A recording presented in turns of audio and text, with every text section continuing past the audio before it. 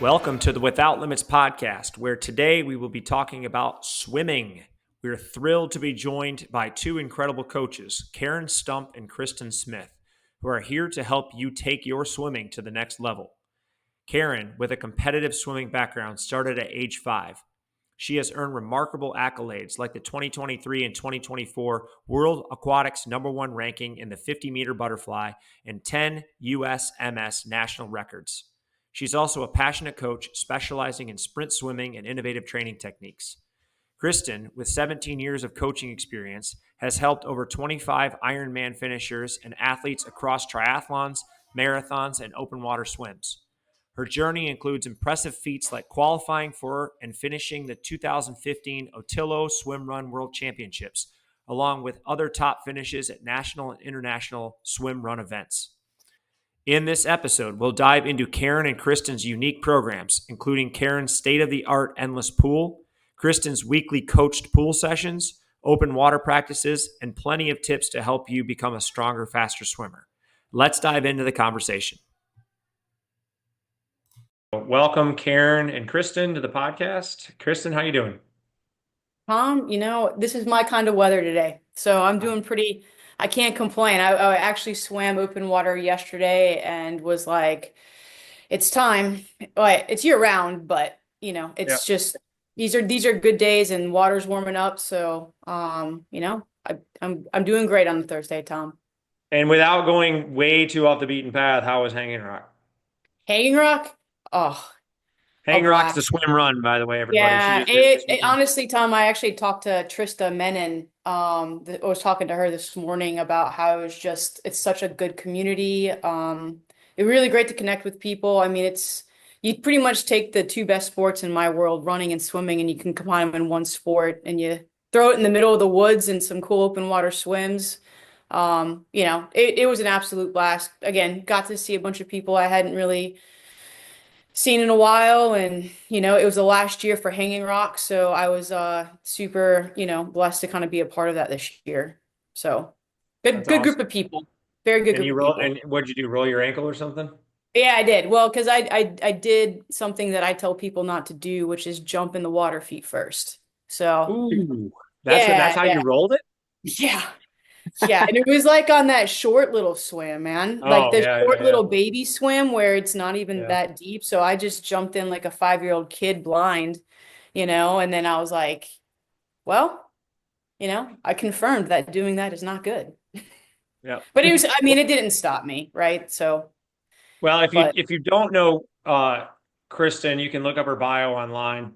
But she's had tons of accomplishments in open water swimming and swim run, and she was a water polo in college and has been a swim coach for a long time. But we're actually adding Karen to our swim team, our coaching team. And Karen's on the call too. She's going to talk about the endless pool today and what she has at her house, and she'll be coaching with us. But just some accomplishments from Karen before we get into her. She likes Rob Zombie, and that right there was the very first thing I noticed because it's one of my favorite. Cool. I saw Rob Zombie in concert twice. Fun fact. All right, Karen, that's awesome.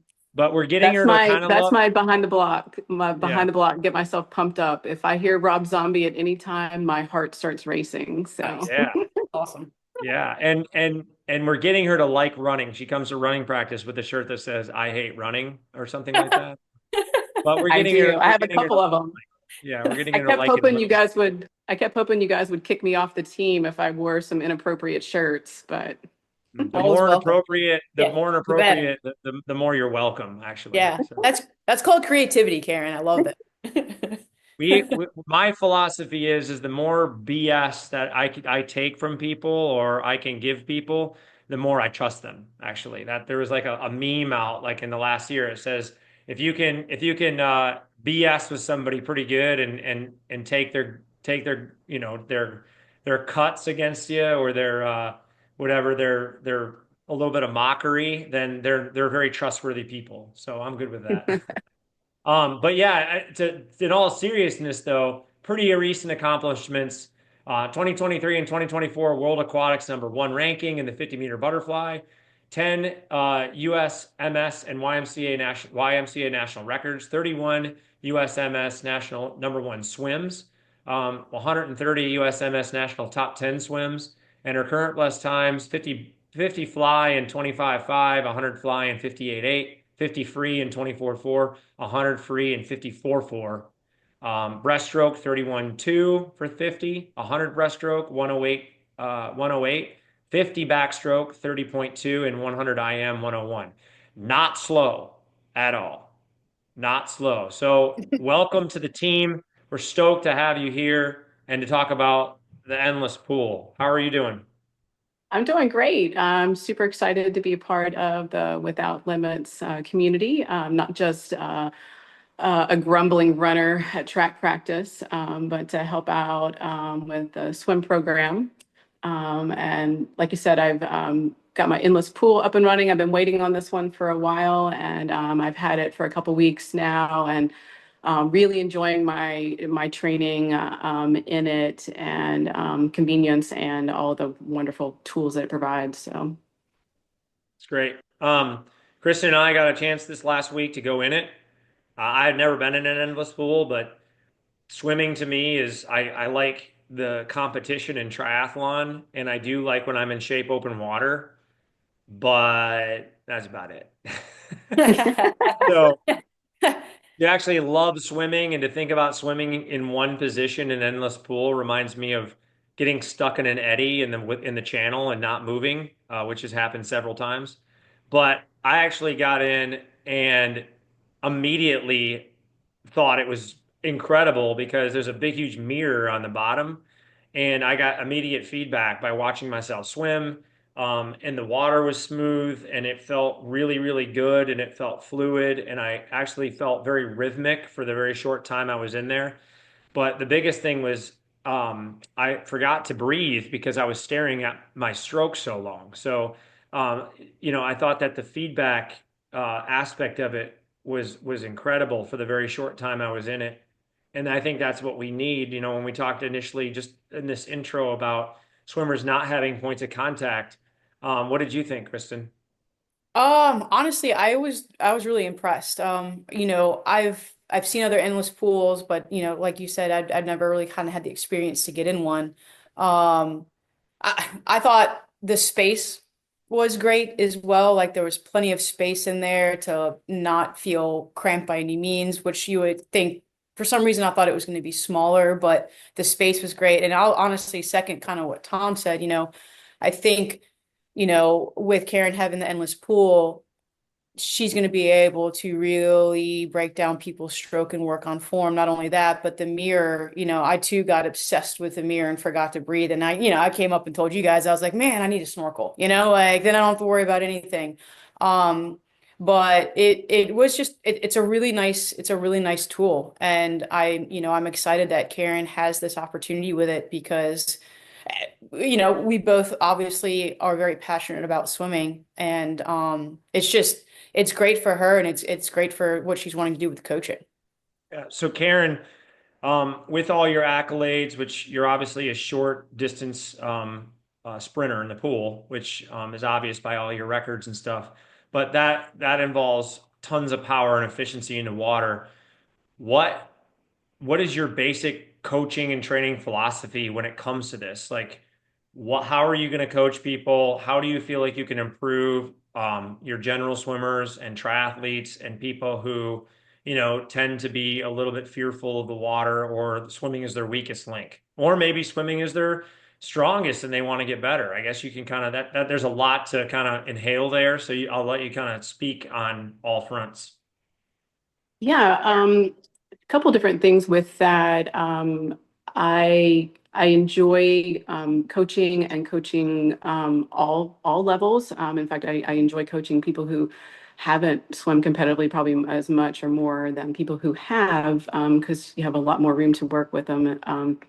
But for talking about being a sprinter versus coaching longer distances, to make time cuts in a sprint, you have 25 seconds to get your race completed. It's got to be perfect. So focusing on perfect stroke technique and total body muscle recruitment, really using all of your muscles, not just using your shoulders for swimming, but trying to incorporate all those muscles at once is an additive effect for your power. And but when you can apply that over 25 seconds, imagine the difference you can make over a 20-minute or an hour-long swim when you've made those corrections. So I'm a big believer in efficiency and using all your big muscles to move the body. I also followed for the past couple years. What made my big changes in my workouts was not changing the amount of time or the number of days a week that I spent training. I was already training at a really high level, but over the last 2 years, I switched how I train in the intensity levels and actually a lot more rest. That's really been the biggest key, is a lot more rest and recovery, both within the workouts and afterwards, and spending a lot more time training at race pace, closer to where you want to be, rather than spending a lot of time at a medium pace. That's not what you're trying to hit during a race. Nice. Kristen, you have worked with a lot of the WL and beyond athletes, triathletes, swimmers. How do you feel that the endless pool and Karen doesn't do triathlon. She's a strictly swimmer in the pool, but how do you feel like that endless pool and the coaching is going to help some of our triathletes that are or were straight swimmers that really do still struggle in the water? Like they may have been doing it for a long time and they have their they have their muscle memory kind of, it's tough to change that in the later years of swimming. So what you've seen, how do you feel like that endless pool is going to help them? Um, Really the first thing that kind of comes to mind is it's something different, right? Like it's a different type of tool, and you know, sometimes not only that, but it gives instant feedback. It's contained, it's private. I mean, it's completely different. It's not the YWCA, right? It's not necessarily, or I'll just say a pool in general, right? A normal, typical pool. But I mean, it's something different from like you or me, right? Like Karen, I've gotten great feedback about her, and I know I've shared some with you, Karen, about the swimmers from the team really enjoying you. It's because you add something different to the team, and I think that's important, as a team, because like to be really good, we have to have differences. And um you know to really grow a swim program or be successful or have a lot of people in the water, you gotta have to have a good thing going. And I think with Karen in the endless pool, what she has to offer, I mean, like that's not something I've done before, right? Right. So it's a different, it's a, and I love tools, and I love different tools and different things, because like what I say, or anything could click differently with somebody different. So, and it's just, again, about making a really great team all the way around. How do Karen, take us through like a set, like if I were to get a session in the endless pool, how would you coach it? And then what would I expect to see during the hour that I'm there, however long I'm there? And then how would I transfer that back to the pool or the open water? Like, I know you don't swim a ton of open water, but like, just walk us through like a typical, I'm brand new and I'm going to an endless pool. I've never been there. I know that you're a great swim coach and an elite swimmer, but how is it going to help me? Okay, great. That's a great question. I think there's a misconception possibly with the name endless, that you're just swimming continuously, just till you drop out. But I treat it just like a pool, and a pool workout in that sense. So based on time, we know how far you've swam, and we do sets just like we would do in the pool. But for an initial meeting, we would sit down, look at your stroke. We would do some short sets in the pool while you're doing your normal freestyle, whatever stroke we're working on, all strokes also. I would be videoing you at the same time to get a baseline of your where you are at the beginning. And both we can video underwater, above water, and while you're looking at the mirror, you can see some immediate feedback. Then I'll start giving you a few corrections. At this point, we have the endless pool on a constant speed. I'm going to kind of set the speed for each person. And as we make some corrections, you can see yourself and feel yourself move forward in the current. So it's immediate feedback. So all of a sudden you're swimming more efficiently. You're going to outpace the constant current, and that's a positive thing. You can feel that, you can see that. And the same goes for as you tire, or if have a negative not correction, but a negative part of your stroke, you'll see that, and the current will push you back. So that would kind of be an initial analysis there. We would talk about your goals. What are your goals? Are you, looking to get faster in a particular event and distance? You're looking to improve stroke efficiency. We work on some sets and drills that I feel like would help you with maybe your stroke technique, things like that. Awesome. That's great. Yeah, and I can concur. Like I said, when I went in there, I didn't really even have Karen. She wasn't coaching me or anything, and I did immediately get feedback by looking down, because I know stroke mechanics to a certain extent, and as a triathlon coach, and was able to see, right away when I got tired, what happened with my elbow drop underwater. You could just immediately see it, and I'm not in swim shape, but I think that's the the feedback that I would give people as a distance runner my entire life. And I've got into triathlon for several years and then went back to distance running. But when I was trying to learn how to swim, it wasn't ever that I was not in shape. I was always in great shape, but my efficiency in the water was horrific at first. My legs would drop, I didn't know chest position, I didn't know head position. So I just was unaware. I just swam with what felt right. And I had people that I know I'm in quote better shape than, just crushing me in the pool. Like I could beat them running easily, but they would crush me in the pool. And it was all, not only are they in a good, probably decent swim shape, but they were also very efficient in the water, so when you're going to start a swim program, or open water program or triathlon program, you probably want to get something like this where you go see a Karen and you get things to work on. And I mean, it's just like massage therapy. It's just like a chiropractor. It's just like strength training. There's a maintenance thing, right? So let's say, Karen, you see me, and over, I think one of the packages you have is about a 3-month package. So you see me 6 sessions over that 3 months. We work on swim stroke efficiency. We get me down to, all right, now you're starting to swim well and efficient. What would you say a good maintenance period would be? To see you once a month, maybe every other month? Like, I mean, obviously more is better, and you're not going to be perfect in 3 months, but like, could people think about doing that as they get in better shape and work on things? How often would they want to come back, and like maybe minimal? We'll say, what's the minimal maintenance period or maintenance amount of sessions?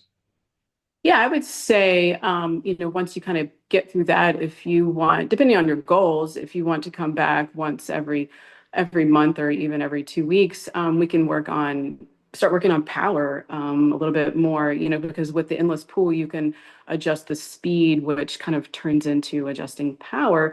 Or if you're looking for a really long event, you can swim in the endless pool without hitting a wall, just like open water. So maybe you don't have the opportunity to do the open water, or the weather, or with your job or whatever. You can use the endless pool as a long distance tool at the same time. So I guess it really depends on your goals, where we're going with that, because like I said, it can be anything from power, middle distance, all the way up to long distance open water.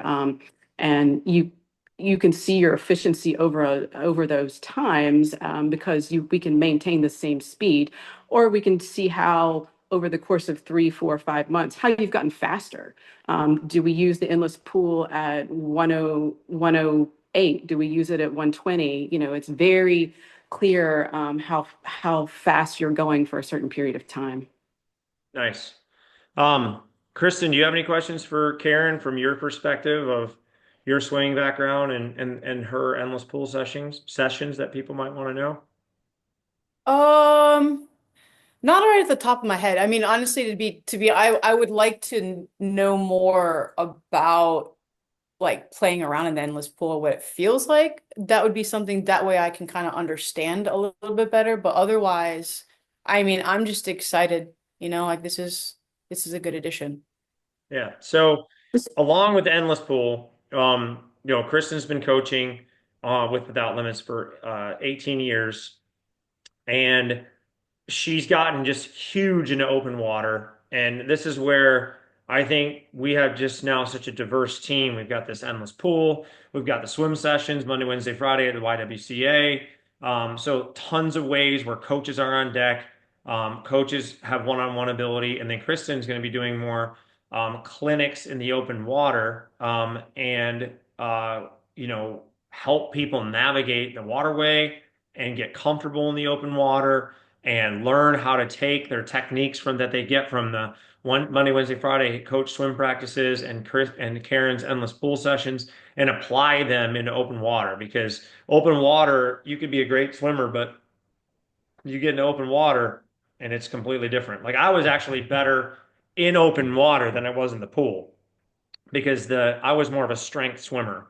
I could swim over waves and chop, and like I was better at that stuff. But your one of your topics you wanted to talk about a little bit today was mindset in the water. So pool or open water. So how do you as a coach, how are you going to imply mindset and helping people overcome fear of the water, fear of open water, and things like that?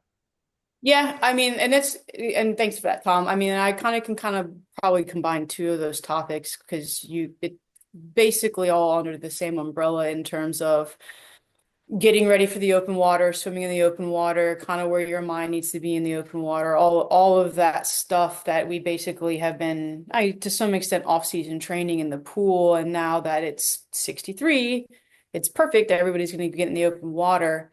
But even, with the mindset aspect of it and prepping and feeling good about swimming in the open water, does come down to the pool is still important in terms of like learning form and technique and just feeling more confident in the water. But even on the pool deck, it's a reoccurring theme, especially when we slow down and work on drills and work on form.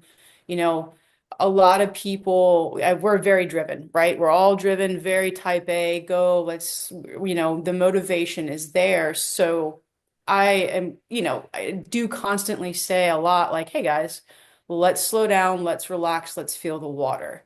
And that is kind of a hard switch for someone that's just like, let's go, right? So, but at the same time, if you're not calm in the water's always going to win. And that really does apply when you get into the open water, because not only do you have to trust what you've done in the pool, but now you've kind of gone into more of a survival mode in the open water because you can't touch. The water's dark, the wind's blowing from the north, you've got chop from the west. So you have all these external stresses that really can make or break your open water experience. And mindset is such a powerful tool. And that's personally something I have been very much into and very much growing, not only in a personal realm, but in an athletic realm, like with the multi-day racing I do for One Water.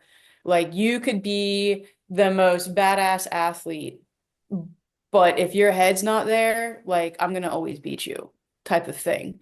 So it's all about really, when it comes to the open water, setting yourself up for success. It's like going into a test well prepared, right? You study for a test. Well, when you get into the open water, I always tell this, like at our practice for swim run, I know what the tide is. but I asked the group, all right, guys, what's the tide doing? Where's the wind going from? Because I want them to know that information so that way they know what to expect to get into the water. So why am I moving so slow? You know, you start having all these negative thoughts, but then you remind yourself, like, no, well, the tide's falling. I'm going to be relaxed. You know, Coach Kristen was like, get aware of your surroundings, know where you're going. Like those things make you feel positive because those are the things you can control, right? Well, you can't I think control also being prepared, open water for the unknown, even if you know everything. Cam and I, exactly. Knowing it's Cam, not perfect.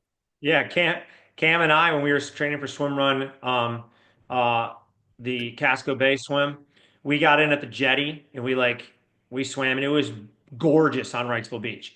Yeah. Bluebird Day, turquoise water. You could see on the bottom, like 30 feet down. It was awesome. And we were swimming along. We were staring at the bottom because you could see all these different things, like Yep. a lot of marine life. It was really cool. And we weren't paying attention to what was happening with the water or where we were because we were staring down so much.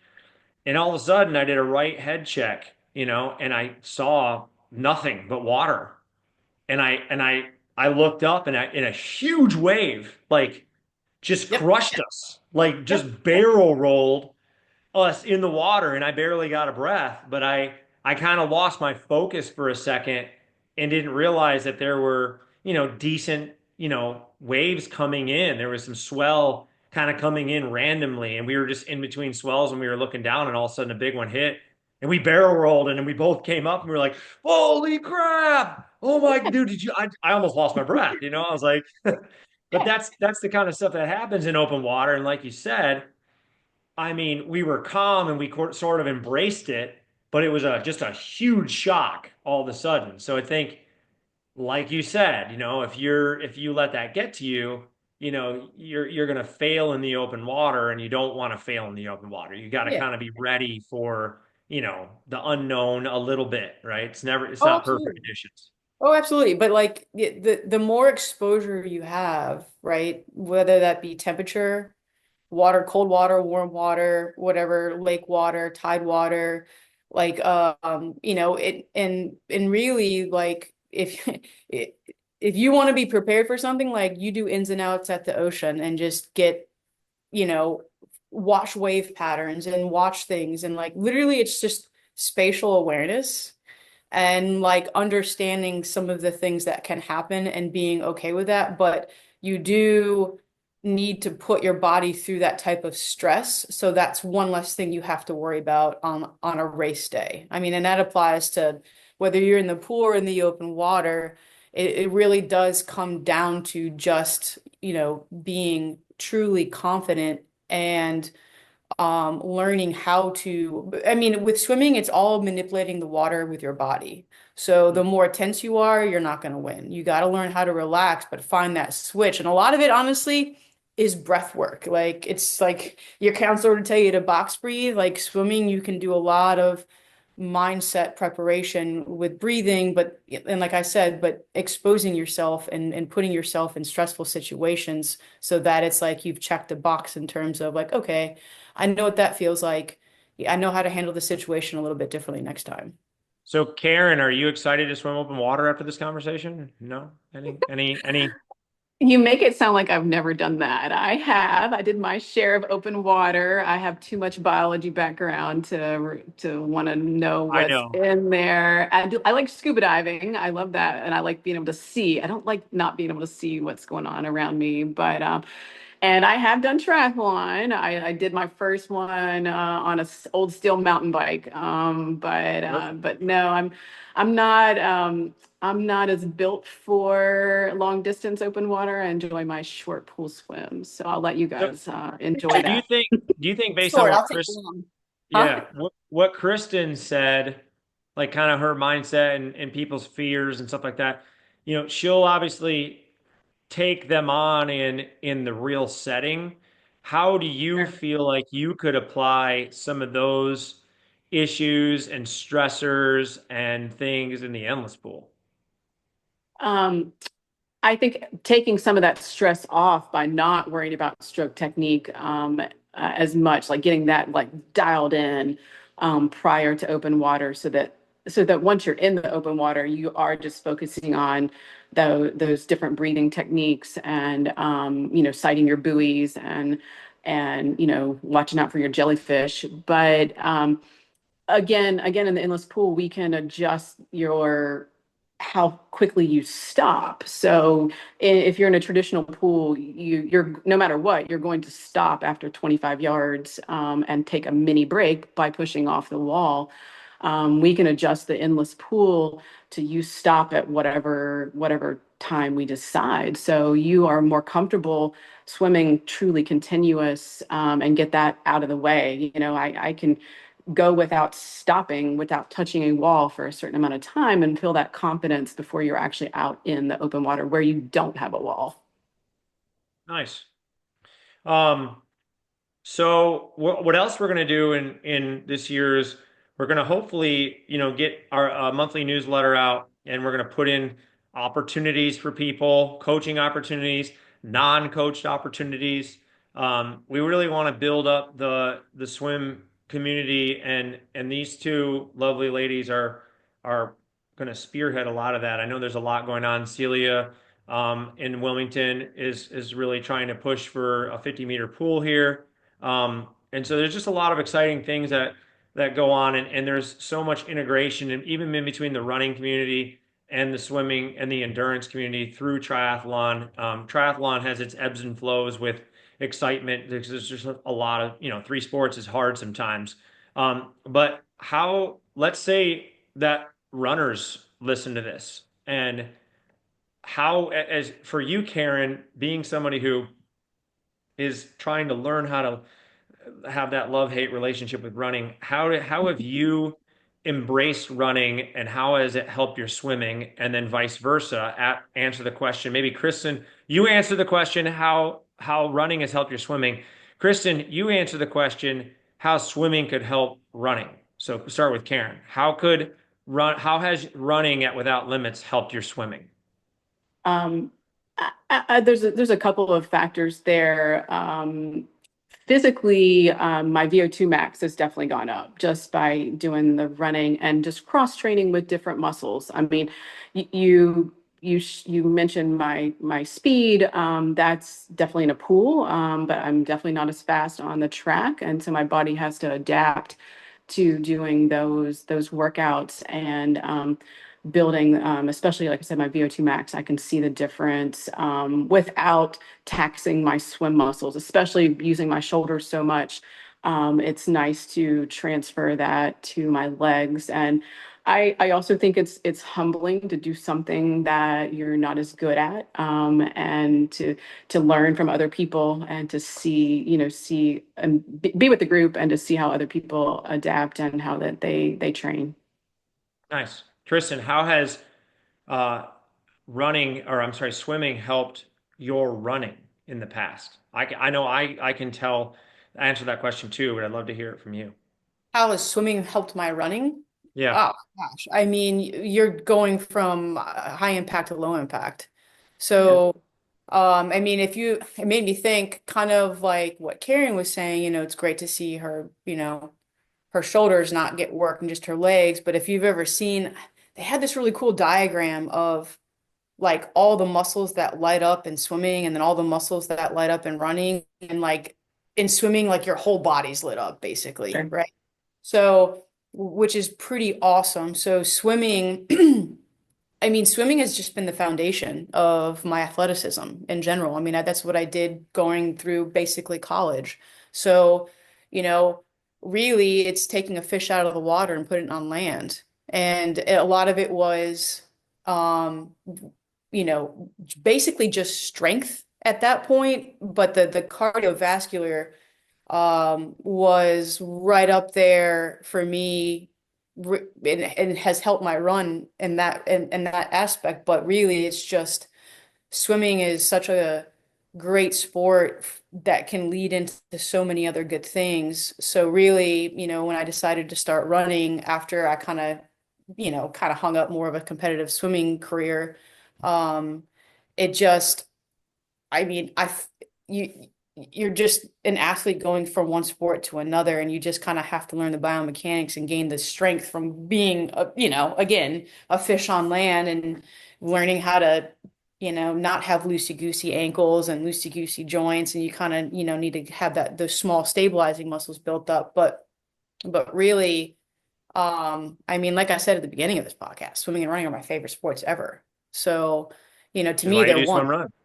I know. I can tell you this from my perspective, swimming, well, I grew up a runner. I swam 1 year in high school, but like when I moved down here and I got into triathlon and really learned how to swim, it probably took me 3 years to really nail it or get it to where I was a competitive triathlete on the swim. But what helped me was uh, control and relaxation, controlling my breath and learning how to relax.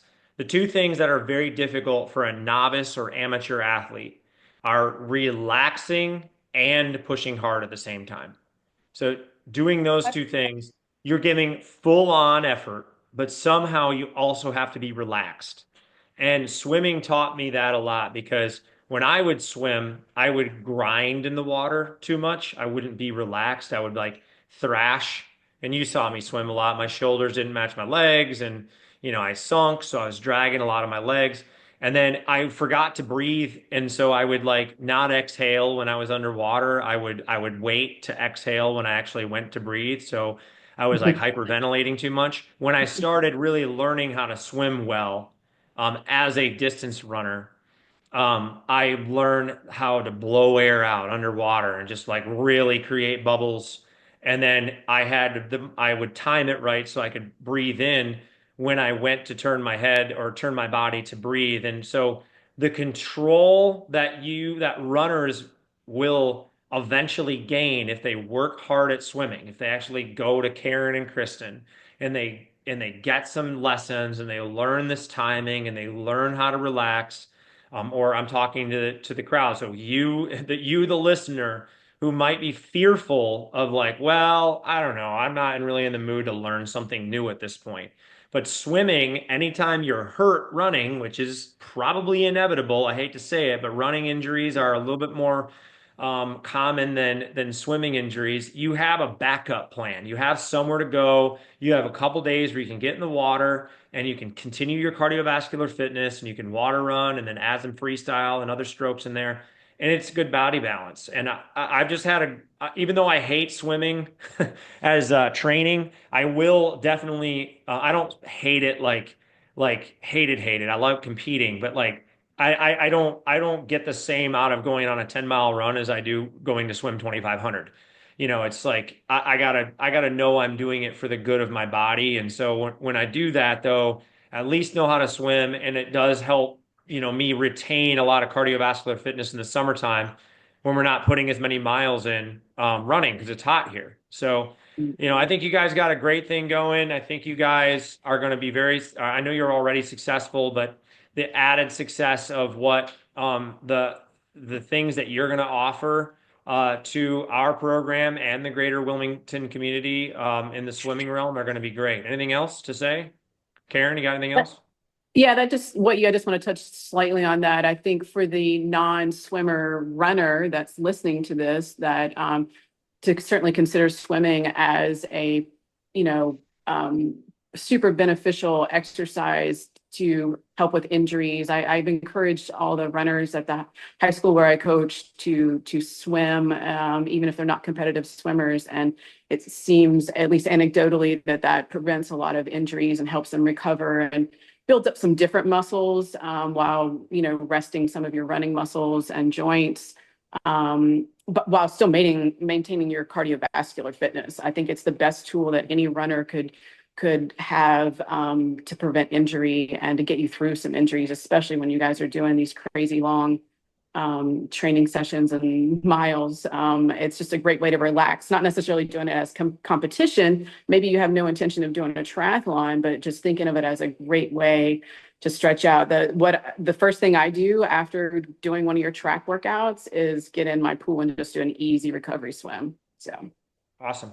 And I was Kristen? gonna basically, yeah, I was gonna say the same thing. I always try to get my runners to swim, and their biggest thing is, well, I can't swim. And I'm like, okay, well, I mean, that doesn't, is it that you can swim or you don't want to? Because if you don't want to, I can respect that. But like, I can't, like, that is it. Swimming is such, like, that is a sport that, like, I am so passionate about that I wish everybody would do, regardless of your skill level or background, what sport you do. But in terms of running, swimming truly is a great sport to do as like recovery, as cross training, as therapy. It's just, I don't know. It speaks to my soul. It's very therapeutic. And it, kind of like goes back to what you said, Tom. It taught you to relax, right? Yep. Which we carry around so much. And can be under, I don't want to say stress, but tension. And even as a runner, or even as a cyclist, or even as whatever, like swimming does teach you how to, I do truly believe, relax. So not only is it great cross training, but it does, it does kind of like go into other sports and aspects of life. Amazing. Well, I can't wait to get this one out there. And man, just listening to you guys, I might have to get in Come the water swim. more this summer. Might have to. Might have to just a little bit to give my body a little break from all the miles. But thank you I'm a guys. boss. And yeah, all the information about our swim programs will be posted on our website and posted on this podcast. Awesome. Thanks Thanks, so Tom. much. For more information about our swim programs, go to www.IamWithoutLimits.com/swim-Wilmington-NC or click on our contact page.